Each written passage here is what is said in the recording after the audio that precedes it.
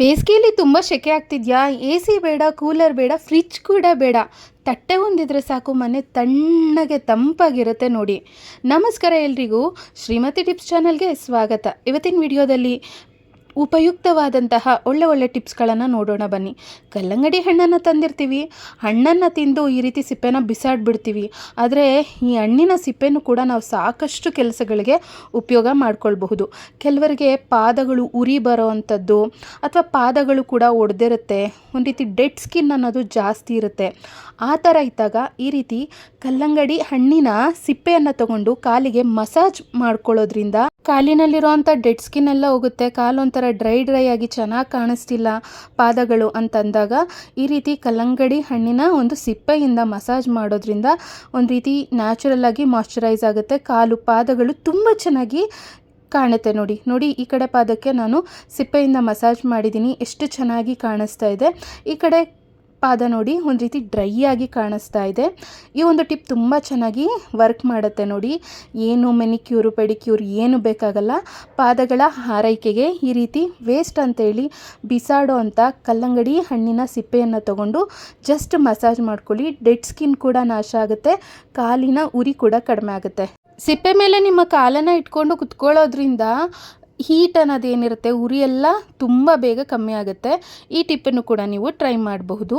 ಬರೀ ಕಾಲು ಅಂತಲ್ಲ, ಮುಖಕ್ಕೆ ಮತ್ತು ಕೈಗೂ ಕೂಡ ಈ ರೀತಿ ಸಿಪ್ಪೆಯಿಂದ ಮಸಾಜ್ ಮಾಡ್ಕೊಳ್ಳೋದ್ರಿಂದ ತುಂಬ ಚೆನ್ನಾಗಿ ಸ್ಕಿನ್ ಅನ್ನೋದು ಗ್ಲೋಯಿಂಗ್ ಆಗಿ ಕಾಣುತ್ತೆ ನೋಡಿ. ನಾನಿವಾಗ ಕೈಗೆ ಮಸಾಜ್ ಮಾಡ್ಕೊಂಡಿದ್ದೀನಿ. ಇದನ್ನು ಈಗ ನಾನು ವಾಶ್ ಮಾಡಿ ತೋರಿಸ್ತೀನಿ ನೋಡಿ, ಎಷ್ಟು ಚೆನ್ನಾಗಿ ಗ್ಲೋಯಿಂಗ್ ಆಗಿ ಕಾಣಿಸ್ತಾ ಇದೆ.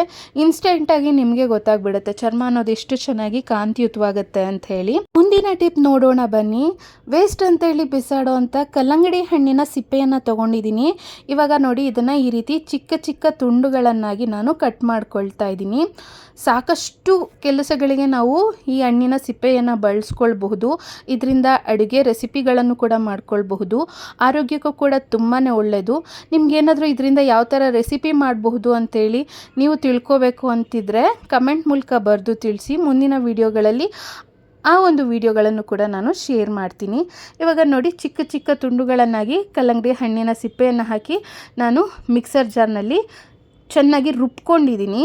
ಇವಾಗ ಈ ಒಂದು ರುಬ್ಕೊಂಡಿರೋಂಥ ಸಿಪ್ಪೆಯ ಮಿಶ್ರಣವನ್ನು ಈ ರೀತಿ ಐಸ್ ಕ್ಯೂಬ್ ಮಾಡ್ಕೊಳ್ತೀವಲ್ಲ ನಾವು ಫ್ರಿಜ್ನಲ್ಲಿ ಇಡೋದಕ್ಕೆ, ಸೊ ಐಸ್ ಕ್ಯೂಬ್ನ ಮೋಲ್ಡ್ಗೆ ಹಾಕ್ತಾಯಿದ್ದೀನಿ. ಮೋಲ್ಡ್ನಲ್ಲಿ ಈ ರೀತಿ ಈ ಪೇಸ್ಟನ್ನು ಹಾಕಿ ಮೇಲಿಂದ ಈ ಥರ ಸವರ್ಕೊಳ್ಬೇಕು. ಸಮನಾಗಿ ಕ್ಲೀನಾಗಿ ಕುತ್ಕೊಳ್ಳುತ್ತೆ. ಐಸ್ ಕ್ಯೂಬ್ನ ಮೋಲ್ಡಿಗೆ ಈ ಒಂದು ಪೇಸ್ಟನ್ನು ಹಾಕಿ ಇದನ್ನು ಫ್ರಿಜ್ನಲ್ಲಿ ಇಡಬೇಕಾಗುತ್ತೆ. ಒಂದು 10-15 ನಿಮಿಷದಲ್ಲಿ ಈ ಒಂದು ಕ್ಯೂಬ್ಸ್ ರೆಡಿ ಆಗುತ್ತೆ. ಇದರಲ್ಲಿ ಒಳ್ಳೆಯ ವಿಟಮಿನ್ಸ್ ಇರುತ್ತೆ, ಮಿನರಲ್ಸ್ ಇರುತ್ತೆ, ತುಂಬಾ ಸಾಕಷ್ಟು ಸಾರಾಂಶಗಳು ಇದರಲ್ಲಿ ಅಡಗಿರುತ್ತೆ. ನಾವು ವೇಸ್ಟ್ ಅಂತೇಳಿ ಬಿಸಾಕೋ ಬದಲು ಈ ಥರ ಇದನ್ನು ಬಳಸ್ಕೊಳ್ಬಹುದು, ಸದುಪಯೋಗ ಪಡಿಸಿಕೊಳ್ಳಬಹುದು ನೋಡಿ. ಇವಾಗ ನಾನು ಫ್ರಿಜ್ಜಲ್ಲಿ ಇಟ್ಟು ತೆಗೆದಿದ್ದೀನಿ. ಐಸ್ ಕ್ಯೂಬ್ ಎಲ್ಲ ರೆಡಿಯಾಗಿದೆ. ಇವಾಗ ಇದನ್ನು ನಾನು ಒಂದು ತಟ್ಟೆಯಲ್ಲಿ ಹಾಕ್ಕೊಳ್ತಾ ಇದ್ದೀನಿ. ಇದನ್ನು ಒಂದು ಬೌಲ್ನಲ್ಲಿ ಹಾಕಿ ನಾವು ಫ್ರಿಜ್ನಲ್ಲಿ ಇಟ್ಕೊಂಡು ನಮಗೆ ಬೇಕಾದಾಗ ಇದನ್ನು ತೆಗೆದು ಬಳಸ್ಕೊಳ್ಬಹುದು ನೋಡಿ. ಎಷ್ಟು ಚೆನ್ನಾಗಿ ಐಸ್ ಕ್ಯೂಬ್ಗಳು ಸಿಪ್ಪೆಯಿಂದ ತಯಾರಿಸಿರೋವಂಥದ್ದು ಸಿದ್ಧವಾಗಿದೆ. ಇವಾಗ ಇದನ್ನು ತಗೊಂಡು ಮಸಾಜ್ ಮಾಡ್ಕೊಳ್ಳೋದ್ರಿಂದ, ಮುಖಕ್ಕೆ ಪ್ರತಿದಿನ ಮಸಾಜ್ ಮಾಡ್ಕೊಳ್ಳೋದ್ರಿಂದ ಕಾಲಕ್ರಮೇಣ ಮುಖ ತುಂಬ ಚೆನ್ನಾಗಿ ಗ್ಲೋ ಆಗ್ತಾ ಬರುತ್ತೆ. ಅದ್ರ ಜೊತೆಗೆ ಮುಖದಲ್ಲಿರೋವಂಥ ಕಪ್ಪು ಕಲೆಗಳು, ಮೊಡವೆ ಕಲೆಗಳು ಎಲ್ಲ ಕೂಡ ಹೋಗುತ್ತೆ. ಮತ್ತು ಪಿಗ್ಮೆಂಟೇಷನ್ ಸಮಸ್ಯೆ ಇದ್ದರೆ ಅದು ಕೂಡ ನಿವಾರಣೆ ಆಗೋದಕ್ಕೆ ಈ ಒಂದು ಐಸ್ ಕ್ಯೂಬ್ಸ್ ತುಂಬಾ ಹೆಲ್ಪ್ ಮಾಡುತ್ತೆ. ಅಂದರೆ ಸಿಪ್ಪೆಯಿಂದ ಮಾಡ್ಕೊಂಡಿರೋಂಥ ಕ್ಯೂಬ್ಸ್ ತುಂಬಾ ಹೆಲ್ಪ್ ಮಾಡುತ್ತೆ ನೋಡಿ. ನಾನಿವಾಗ ಕೈಗೆ ಹಚ್ಚಿ ಮಸಾಜ್ ಮಾಡಿ ತೋರಿಸ್ತಾ ಇದ್ದೀನಿ ನೋಡಿ, ಎಷ್ಟು ಬ್ರೈಟಾಗಿ ಗ್ಲೋಯಿಂಗಾಗಿ ಕಾಣಿಸ್ತಾ ಇದೆ ಅಂತೇಳಿ ನೀವೇ ಇಲ್ಲಿ ನೋಡಬಹುದು. ಈ ಕೈಗೆ ಹಚ್ಚಿ ನಾನು ಮಸಾಜ್ ಮಾಡಿಕೊಂಡು ವಾಶ್ ಮಾಡಿದ್ದೀನಿ, ಈ ಕೈಗೆ ನಾನೇನು ಹಚ್ಚಿಲ್ಲ. ಸೊ ವ್ಯತ್ಯಾಸ ಇಲ್ಲಿ ನೀವೇ ನೋಡಬಹುದು. ಕುಕ್ಕರನ್ನು ನಾವು ಪ್ರತಿದಿನ ಬಳಸ್ತಾನೆ ಇರ್ತೀವಿ ಅಲ್ವಾ ಅಡುಗೆ ಕೆಲಸಗಳಲ್ಲಿ. ಈ ರೀತಿ ಲೂಸ್ ಆಗಿಬಿಟ್ಟಿರುತ್ತೆ. ಎಷ್ಟೇ ಬಾರಿ ಈ ಸ್ಕ್ರೂನ ನಾವು ಟೈಟ್ ಮಾಡಿದ್ರೂ ಕೂಡ ಪದೇ ಲೂಸ್ ಆಗಿಬಿಡುತ್ತೆ. ಆ ಥರ ಇದ್ದಾಗ ಈ ಒಂದು ಟಿಪ್ಪನ್ನು ಟ್ರೈ ಮಾಡಿ. ನೀವೇ ತುಂಬ ಚೆನ್ನಾಗಿ ಒಂಚೂರು ಈ ಒಂದು ಕುಕ್ಕರ್ನ ಹ್ಯಾಂಡಲ್ ಲೂಸ್ ಆಗದೆ ಇರೋ ಥರ ಟೈಟ್ ಮಾಡ್ಕೋಬಹುದು. ಯಾವ ಥರ ಅಂತಂದರೆ ನೋಡಿ, ಇವಾಗ ನಾನಿಲ್ಲಿ ಸ್ಕ್ರೂನ ತೆಗ್ದಿದ್ದೀನಿ ನೋಡಿ. ಒಂದು ಸ್ಕ್ರೂಗೆ ವಾಸರ್ ಇದೆ, ಇನ್ನೊಂದು ಸ್ಕ್ರೂ ಹತ್ರ ವಾಸರ್ ಇಲ್ಲ. ಹಾಗಾಗಿ ಇವಾಗ ನಾನು ಈ ಕುಕ್ಕರ್ನ ಹ್ಯಾಂಡಲ್ ಇದೆಯಲ್ಲ ಅಲ್ಲೆಲ್ಲ ಬಿಳಿ ಬಿಳಿ ಕಲೆ ಆಗಿಬಿಟ್ಟಿದೆ ನೋಡಿ. ಸ್ವಲ್ಪ ವಿನೆಗರನ್ನು ಹಾಕಿ ಒಂದು ಈ ರೀತಿ ಬಡ್ಡನ್ನು, ಗುಗ್ಗೆ ಕಡ್ಡಿಯನ್ನು ತಗೊಂಡು ಈ ರೀತಿ ಕ್ಲೀನ್ ಮಾಡ್ಕೊಳ್ತಾ ಇದ್ದೀನಿ. ಈ ಉಪ್ಪಿನ ನೀರಿನ ಕಲೆ ಅನ್ನೋದೇನಿತ್ತು ಎಲ್ಲ ಕೂಡ ತುಂಬ ಚೆನ್ನಾಗಿ ಬಂದ್ಬಿಟ್ಟಿದೆ ನೋಡಿ. ಇದು ಕೂಡ ಕ್ಲೀನ್ ಆಗಿಬಿಡ್ತು. ಇವಾಗ ನಾನು ಹಳೇದಾಗಿರೋಂಥ ಅಂದರೆ ಖಾಲಿ ಆಗಿರೋಂಥ ಒಂದು ಮಾತ್ರೆ ಶೀಟನ್ನು ತೊಗೊಂಡಿದ್ದೀನಿ. ಒಂದು ಮಾತ್ರೆಗೆ ಆಗೋಷ್ಟು ಬೇಕಾಗಿರೋಂಥ ಜಾಗವನ್ನು ನಾನು ನೋಡಿ ಇಲ್ಲಿ ಕಟ್ ಮಾಡ್ಕೊಂಡಿದ್ದೀನಿ.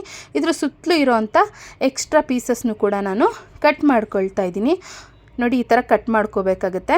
ಮತ್ತು ಇದ್ರ ಮಧ್ಯದಲ್ಲಿ ಚಿಕ್ಕದಾಗಿ ಒಂದು ಹೋಲ್ ಆಗೋ ಥರ ನೋಡಿ ಇಲ್ಲೊಂದು ಚೂರು ಲೈಟಾಗಿ ಕಟ್ ಮಾಡ್ಕೋಬೇಕಾಗತ್ತೆ. ಈ ರೀತಿ ಕತ್ತರಿಂದ ಚೂರೇ ಚೂರು ದೊಡ್ಡದಾಗಿ ಕಟ್ ಮಾಡಬಾರ್ದು, ಆವಾಗ ನಾವು ಟೈಟ್ ಮಾಡಿದ್ರೂ ಕೂಡ ಇದು ಸಡ್ಲಾಗಿ ಬಂದುಬಿಡುತ್ತೆ. ಇವಾಗ ಇದರ ಒಳಗಡೆ ಏನಕ್ಕೆ ಚಿಕ್ಕದಾಗಿ ಹೋಲ್ ಮಾಡ್ಕೊಂಡಿರೋದು ಅಂತಂದರೆ ಸ್ಕ್ರೂನ ಈ ರೀತಿ ಹಾಕ್ಕೊಳ್ಬೇಕಾಗತ್ತೆ. ಸ್ಕ್ರೂನ ಹಾಕ್ಬಿಟ್ಟು ನಂತರ ಕುಕ್ಕರ್ ಹ್ಯಾಂಡಲ್ನ ಹಾಕಿ ನಾವು ಬಿಗಿಯಾಗಿ ಟೈಟ್ ಮಾಡೋದ್ರಿಂದ ಇದೊಂಚೂರು ಕೂಡ ಸಡ್ಲ ಆಗಲ್ಲ, ತುಂಬ ಚೆನ್ನಾಗಿ ಕುತ್ಕೊಳ್ಳುತ್ತೆ ನೋಡಿ. ಇವಾಗ ನಾನು ಇದನ್ನು ಟೈಟ್ ಮಾಡ್ತಾ ಇದ್ದೀನಿ. ಎಷ್ಟು ಗಟ್ಟಿಯಾಗಿ ಕುತ್ಕೊಂಡಿದೆ ಗ್ರಿಪ್ಪಾಗಿ, ಮತ್ತು ಇದು ಸಡ್ಲ ಕೂಡ ಆಗೋದಿಲ್ಲ. ಈ ಒಂದು ಟಿಪ್ ತುಂಬಾ ಚೆನ್ನಾಗಿ ವರ್ಕ್ ಆಗುತ್ತೆ. ನೀವು ಕೂಡ ಟ್ರೈ ಮಾಡಿ ನೋಡಿ ಸ್ನೇಹಿತರೆ. ನಾನು ಈಗಾಗಲೇ ಸಾಕಷ್ಟು ಶ್ರೀಮತಿಯರಿಗೆ ಉಪಯೋಗ ಆಗುವಂತಹ ಟಿಪ್ಸ್ಗಳನ್ನು ಶೇರ್ ಮಾಡಿದ್ದೀನಿ. ಎಲ್ಲ ವಿಡಿಯೋಗಳನ್ನು ಐಕಾರ್ಡ್ ಮತ್ತು ಎಂಡ್ ಸ್ಕ್ರೀನಲ್ಲಿ ಶೇರ್ ಮಾಡ್ತೀನಿ, ತಪ್ಪದೆ ನೋಡಿ.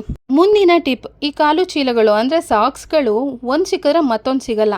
ಆ ಥರ ಇದ್ದಾಗ ನೋಡಿ ಈ ರೀತಿ ಸಾಕ್ಸನ್ನು ನೋಡಿ ರೋಲ್ ಮಾಡಿಕೊಂಡು ಅದ್ರ ಮೇಲೆ ಇನ್ನೊಂದು ಸಾಕ್ಸನ್ನು ಇಟ್ಟು ನಂತರ ಈ ಥರ ಸುತ್ತಕೊಂಡು ಈ ರೀತಿ ಮಡಚಿಟ್ಬಿಟ್ರೆ ನೋಡಿ ಒಂದೇ ಕಡೆ ಇರುತ್ತೆ, ಮತ್ತು ಬೇಕಂದಾಗ ಪಟ್ ಅಂತ ಹೇಳಿ ಸಿಗುತ್ತೆ. ಎರಡೂ ಕೂಡ ಒಂದೇ ಕಡೆ ಇರುತ್ತೆ, ಕಳೆದೋಗಲ್ಲ. ಖಂಡಿತ ಈ ಒಂದು ಫೋಲ್ಡಿಂಗ್ ಟಿಪ್ಪನ್ನು ಟ್ರೈ ಮಾಡಿ. ಮುಂದಿನ ಟಿಪ್ ನೋಡಿ, ನಾನಿಲ್ಲಿ 4 ಪಲಾವ್ ಎಲೆ ಮಸಾಲ ಎಲೆನ ತೊಗೊಂಡಿದ್ದೀನಿ. ಅದ್ರ ಜೊತೆಗೆ ಒಂದು 5 ಲವಂಗನ ತೊಗೊಂಡಿದ್ದೀನಿ, ಮತ್ತು ಸ್ವಲ್ಪ ಬೇವಿನ ಎಲೆಯನ್ನು ಕೂಡ ಸೇರಿಸ್ಕೊಳ್ತಾ ಇದ್ದೀನಿ. ಇವಾಗ ಇದರ ಜೊತೆಗೆ ಒಂದು ಸ್ವಲ್ಪ ಸಾಸಿವೆ ಎಣ್ಣೆನ ಹಾಕ್ಕೊಂಡಿದ್ದೀನಿ. ಲವಂಗ, ಪಲಾವ್ ಎಲೆ, ಬೇವಿನ ಎಲೆ, ಇದ್ರ ಮೇಲೆ ಒಂದು ಕರ್ಪೂರನ ಇಟ್ಟು ಕರ್ಪೂರನ ಹಚ್ಕೋಬೇಕಾಗತ್ತೆ ನೋಡಿ. ಇದು ಉರಿಯೋದಕ್ಕೆ ಶುರು ಆಗಿದೆ. ಇದು ಉರಿತಾ ಸಂಜೆ ಟೈಮಲ್ಲಿ ಇದನ್ನು ಹಚ್ಚೋದ್ರಿಂದ ಮನೆಯಲ್ಲಿರೋವಂಥ ಸೊಳ್ಳೆಗಳು ಮನೆ ಬಿಟ್ಟು ತೊಲಗುತ್ತೆ, ಮತ್ತು ಮನೆಗೆ ಇದು ಒಂದು ಪಾಸಿಟಿವ್ ಎನರ್ಜಿಯನ್ನು ನೀಡುತ್ತೆ. ಮುಂದಿನ ಟಿಪ್ಪನ್ನು ನೋಡೋಣ ಬನ್ನಿ. ಇದು ಮುಖ್ಯವಾದ ಟಿಪ್. ತಟ್ಟೆ ಇದ್ದರೆ ಸಾಕು, ಎ ಸಿ ಬೇಡ, ಕೂಲರ್ ಬೇಡ, ಫ್ರಿಜ್ ಬೇಡ, ಮನೆ ತಂಪಾಗಿರುತ್ತೆ ಅಂತೇಳಿ ಹೇಳಿದೆ ವಿಡಿಯೋ ಪ್ರಾರಂಭದಲ್ಲಿ. ಯಾವ ರೀತಿ ನಾವು ತಟ್ಟೆನ ಬಳಸ್ಕೊಳ್ಳೋದ್ರಿಂದ ಮನೆ ತಂಪಾಗಿರುತ್ತೆ ಅಂತ ನೋಡೋಣ ಬನ್ನಿ. ನಾನಿವಾಗ ತಟ್ಟೆನ ತೊಗೊಂಡಿದ್ದೀನಿ. ತಟ್ಟೆನಲ್ಲಿ ನಾನು ಮಣ್ಣನ್ನು ಹಾಕ್ಕೊಳ್ತಾ ಇದ್ದೀನಿ. ನೀವು ಬೇಕಿದ್ರೆ ಮರಳು ಬರುತ್ತಲ್ಲ, ಆ ಮರಳನ್ನಾದರೂ ಹಾಕೋಬೋದು. ಮಣ್ಣು ಅಥವಾ ಮರಳು ಯಾವುದನ್ನಾದರೂ ಹಾಕ್ಕೊಳ್ಳಿ. ಒಂದು ಲೇಯರ್ ಆಗೋಷ್ಟು ಹಾಕಿದರೆ ಸಾಕು.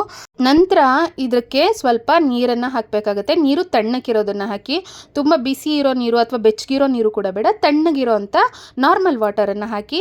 ಫ್ಯಾನ್ ಹಾಕಿರ್ತೀರಲ್ವ, ಸೀಲಿಂಗ್ ಫ್ಯಾನ್ ತುಂಬ ಹೊತ್ತು ಹಾಕಿದ್ದೀರಾ ಅಂತಂದರೆ ಬಿಸಿ ಹಬೆ ಹೊಡಿತಾ ಇರುತ್ತೆ ಮನೆಯಲ್ಲಿ. ಆ ಥರ ಇದ್ದಾಗ ಫ್ಯಾನ್ ಕೆಳಗಡೆ ಈ ತಟ್ಟೆನ ಇಟ್ಬಿಡಿ. ವಾತಾವರಣದಲ್ಲಿರೋಂಥ ಹಬೆ, ಬಿಸಿ ಅಂಶ ಎಲ್ಲ ಈ ನೀರು ಹೀಳ್ಕೊಳ್ಳುತ್ತೆ, ಮತ್ತು ಮಣ್ಣಿರೋದ್ರಿಂದ ತಂಪಾಗಿರುತ್ತೆ. ಸೊ ಆದಷ್ಟು ಮನೆ ತಣ್ಣಗೆ ಕೂಲಾಗಿರುತ್ತೆ. ಈ ಒಂದು ಸಿಂಪಲ್ ಟಿಪ್ಪನ್ನು ಟ್ರೈ ಮಾಡಿ ನೋಡಿ. ಸೀಲಿಂಗ್ ಫ್ಯಾನ್ ಇಲ್ಲ ಅಂತಂದರೆ ಟೇಬಲ್ ಫ್ಯಾನ್ ಇರೋ ಕಡೆ ಕೂಡ ನೀವು ಇದನ್ನು ಇಡಬಹುದು. ಸ್ನೇಹಿತರೆ, ಇವತ್ತಿನ ವಿಡಿಯೋದಲ್ಲಿ ಶೇರ್ ಮಾಡಿರೋಂಥ ಟಿಪ್ಸ್ಗಳಲ್ಲಿ ನಿಮಗೆ ಯಾವ ಟಿಪ್ ತುಂಬ ಇಷ್ಟ ಆಯಿತು ಅಂತೇಳಿ ಕಮೆಂಟ್ ಮೂಲಕ ಬರೆದು ತಿಳಿಸಿ. ಈ ರೀತಿಯ ಹೆಚ್ಚಿನ ಟಿಪ್ಸ್ ವಿಡಿಯೋಗಳನ್ನು ನೋಡಲು ತಪ್ಪದೇ ಚಾನಲನ್ನು ಸಬ್ಸ್ಕ್ರೈಬ್ ಮಾಡಿಕೊಂಡು ಸಪೋರ್ಟ್ ಮಾಡಿ. ವಿಡಿಯೋದಲ್ಲಿ ಶೇರ್ ಮಾಡಿರೋಂಥ ಟಿಪ್ಸ್ಗಳು ಇಷ್ಟ ಆಗಿದ್ರೆ ಲೈಕ್ ಕೊಟ್ಟು ಶೇರ್ ಮಾಡಿ. ಮುಂದಿನ ಟಿಪ್ಸ್ ವಿಡಿಯೋದಲ್ಲಿ ನಾನು ಮತ್ತೆ ಬರುತ್ತೇನೆ. ಎಲ್ರಿಗೂ ಒಳ್ಳೆಯದಾಗಲಿ. ಧನ್ಯವಾದಗಳು.